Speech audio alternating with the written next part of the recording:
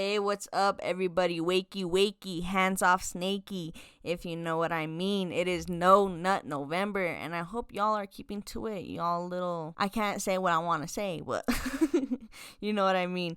So, anyway, good morning, everybody. I hope y'all are having a beautiful morning, and I hope that today is a great day. And if nobody has told you today, you look beautiful and you could do all the impossible things. Today, I want to get into something that my friend Raimundo, I say friend, but Raimundo is somebody who, when I was working back in the schools, he was a student at the school, and he pretty much rocked with me from the moment that he heard about me. The school had found my music and all kinds of stuff. So I know I have y'all youngins listening. So just know that I know, okay? But yeah, Raimundo is basically just one of my students, and he is a big supporter of what I do. He has always shown me love in that department over there. But he asked me a really good question, and I'll state it later on, but he got me into the subject of independent artists, and that's kind of what I want to cover today. Pretty much all the aspects of being an independent artist and my thoughts on the whole process, everything that I could think about independent artists. Those of you that don't know what an independent artist is, it's somebody who literally does everything. They write their own songs, they do their own instrumentals, they mix and they master, they do marketing, all the social media stuff. They pretty much do everything, and they don't need nobody. You mean everybody has their own team, but they pretty much do everything by themselves. Anybody can be an independent artist. It just takes a couple of things, and my tips for that is you got to be dedicated. If I say I'm going to try to do this podcast every single day, then I should be doing it every single day. And here I am today. I said in my last podcast that that's what I wanted to do. So here I am. With that being said, you also have to do a lot of networking. It takes a lot of posting, certain times, learning. Oh my God, there's so much behind networking. That's like a whole nother department. It is wild. I'm not even part of that department. I have my team member, my girlfriend, who does everything social media for me pretty much, and it's a lot. Another thing that you're going to want to do is you're going to want to practice a lot. Make sure that you are writing, or typing it out. You know, it doesn't matter. However you like to do it, do it. Make sure that you are practicing, though.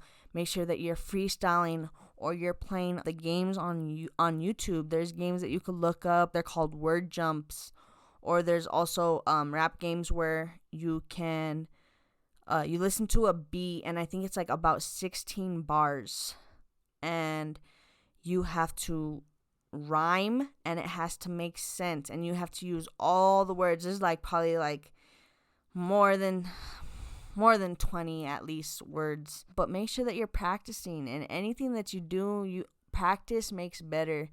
And that's just the way that it works. If you're not practicing, if you're not dedicating, then you're not going to get nowhere. Another thing that you're going to want to do is you're going to want to do your gigs. I've only done one performance, but I do want to do more, and I do need to get more on top of that. Make sure that you're trying to get those shows, and a lot of people, the way they get successful is by going around their states and having gigs.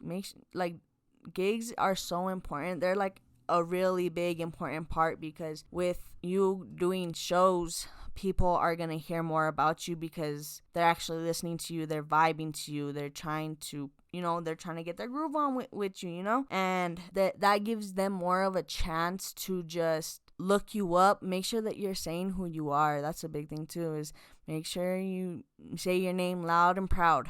But yeah, just make sure you're doing those gigs, because I can't stress it enough. It is important to get your name out there. Make sure that you know that you are the boss, and you make your own schedule.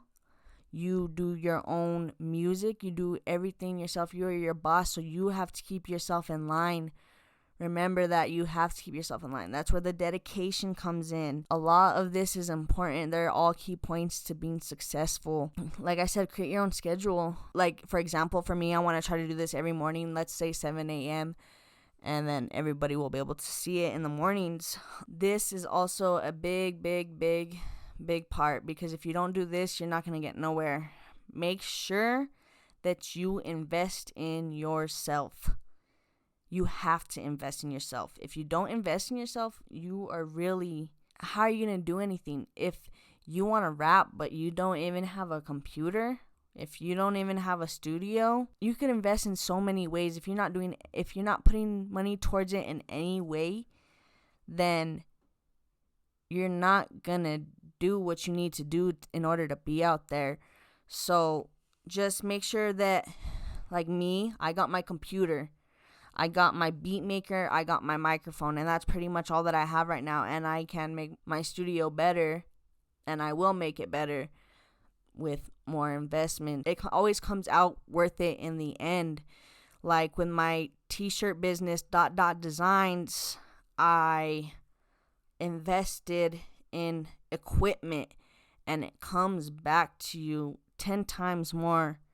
Make sure you are investing, people. It is important. And final thing is to make sure that you are posting. Just post. That's the only way that people are going to be able to see you if you aren't doing the gigs. Post. So let's jump into it with Raymundo's question. His question had 2 parts to it, so I'm going to answer it part by part at a time. So the first part of his question was, what are your thoughts on artists who start off as independents and get called sellouts for signing to big labels? I'm going to indirectly answer your question real quick. So the only way that I think that it is okay to sell your productions to a big label is if you haven't invested in yourself, if you haven't done the things that I've already talked about, if you ain't doing all the practice and you ain't doing all that work that goes into it, then hell yeah, go sign a deal, because you just started and you could start making money right now. Why wouldn't you? Can you blame them for wanting to make some money? You know what I mean? Like, it's kind of like that. But if they are already a independent artist and they've already invested in themselves, put in that dedication, and just done so many things, then yeah, you kind of are a sellout. To answer your question, yeah, you kind of are a sellout, because why are you putting in all that work and you are going to just sell it like that? But I have different points of views to this, because at the same time, not everybody is trying to put the biggest dollar in their pocket. You know what I mean? Not everybody's trying to have the biggest fortune. So if somebody's just trying to feed their mama and feed their grandma, and their kids, and they can make more money than they're making a 9-to-5, more money than they could even imagine already as it is, then why not? You know what I mean? Like, why not? I think it depends on your situation. Like, me personally, I wouldn't. But, because there is a lot of cons to this. You're only getting a certain percentage out of so much. You can get screwed up and end up like Offset. Like I talked about in my last podcast, I told you about how he sued the label who had him signed already. He sued them because he wants his own freedom and he wants to make his own money in his own paper, because he knows he can make more, because he wants to be an independent artist. So with that being said, though, if you are in this situation and you are about to sign a contract, my advice to you is that you have a team that you trust. A team is a big key to this, because if you don't have a team, if you don't have people that you trust, who can you trust? Everybody's going to try to stab you in the back. This industry is it's a shark game out there. So make sure that you have that team and, have those people that will back you up, and make sure that they have your best interests at heart. Be careful. Like I said, you could end up like Offset. You never know. You can end up big and then end up screwed. To me, you kind of get ripped off if you sign a label, because you could be making 100 times more than that. If you could feed everybody everybody's bellies based off of your songs, how much you think you can make by yourself? So I was trying not to answer this next part of the question because it kind of goes into that. The next part of his question was, if a label offered you a deal, what are your non-negotiable stipulations? So like I said already, I don't think that I would sell to a big label, mostly because I already am an independent artist. Like I said, I've already put in those investments. So why am I going to sell when I've already put in the work and I've put in the years? Time is something I can never get back. I don't want somebody just to swoop in and just take everything that I could have had. So me personally, I don't see myself doing that as an independent artist. But if I were to, which this would never happen, by the way, but if I were, I would make sure that I got me a lawyer, because there is so many legal documents going around, and if you don't read it, you're going to end up screwed, like so bad. They're going to know you're not going to want to read it because it's a lot, and they're going to take all your money and they're going to run, and they're not going to give a flippity flap about what happens to you. They don't care. They really don't. You already signed the contract. You just basically sold your soul away. You know what I mean? Now you're their puppet, which is another reason why I wouldn't do it, is because I want my own freedom. That's something that I would want, and that's something that they wouldn't give me, is my own freedom of my creativity. I want to be able to say what I want to say and preach what I want to preach and do what I want to do, dress the way I want to dress. I don't want to be somebody's puppet, and that's a lot of what the industry is, and that's why a lot of the industry doesn't like independent artists, such as my man Russ. A lot of people don't like him because he tells the truth. They don't like him because he speaks what's on his mind, and he tells you the truth, and people don't like it for some reason, and I don't know why. And that's probably going to be a big issue with me, is that I tell the truth and I say what's on my mind.